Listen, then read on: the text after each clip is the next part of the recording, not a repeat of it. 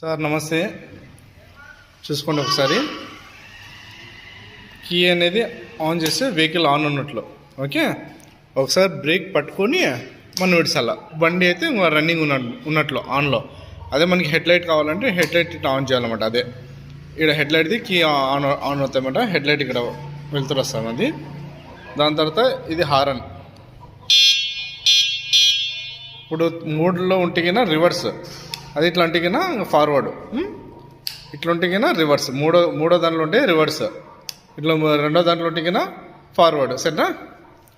Okay sir. చిన్న accelerator ఇవ్వాలి చూడండి, ఎక్కువ ఫాస్ట్ ఇవ్వకూడదు, చిన్నగా ఇచ్చుకుంటూ పోవాలి. ఓకే.